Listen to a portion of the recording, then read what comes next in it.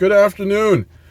Today I want to talk a little bit about passion, but from the perspective of seeing how our culture has prepared us to not necessarily follow our passion, but follow what is based on title, credential, status, and income. The truth is that we live in an era right now where jobs are becoming more and more scarce, and yet we're creating more of a problem for people who are going from high school to post-secondary with the false perception or understanding that when you go and get your education, you're almost entitled or guaranteed a job, and that's not really the case. More importantly, we're not helping young people realize, and even adults for that matter, what it means to follow your passion, something that you love, and something that you love it so much that you do it for free. We're seeing also the fact that people want to go on strike to demand more, and by trying to get more, when the truth of the matter is that the powers that be will give you enough time to actually voice what you're trying to do, but realistically, nothing's going to change. If you were to go from 10 cents to 12 cents, what's the difference? You're still doing the same job. You're still having the same demands placed on you. And in the job market today, they expect more out of you. They want to squeeze more out of you to get more out of you so that you get less for income. You're not being rewarded or compensated for your efforts. You're realistically just being rewarded for helping someone else look good to ensure the numbers are up, and that when the numbers are up, the money comes in to benefit others that are above the glass ceiling, so to speak. And the only way we can actually maximize our potential is by developing and discovering our passion and working on our passion on a part-time basis while we work on our job Monday to Friday to pay our bills and our wages. And we have to strategically start to think this way, because if we don't, the world is going to suck us in and spit us out once we're done.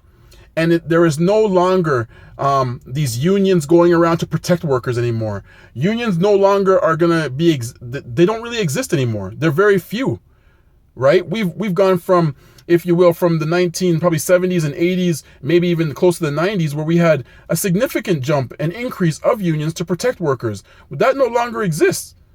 The power is in the hand of a CEO or a board of directors that then hence say, I'm going to press a button today and we're going to let go of a few people, or we're going to find ways how to reduce this cost by cutting programs or whatever the case may be.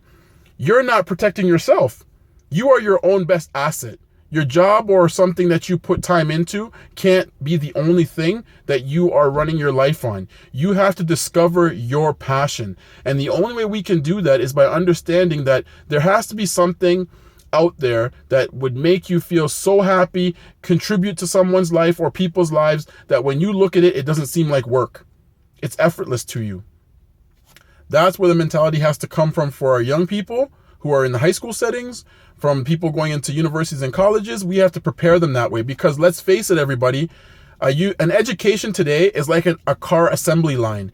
It goes in one way and out the other, and they're pushing you out because they want the influx of money to then increase tuition. And then when they increase tuition, they can rebuild campuses and put bigger buildings and bigger programs in place and all the other things that come with that. And hence, you're walking out maybe $40, $50, $60,000 in debt, and at the end of the year have nothing to show for it, meaning your career or your job, because it's been sold as a false idea of reality when there is no sense of security in an education anymore. Yes, the experiences that we have along the way, meeting people, challenging ourselves academically, intellectually, those things are valuable to us. We need them.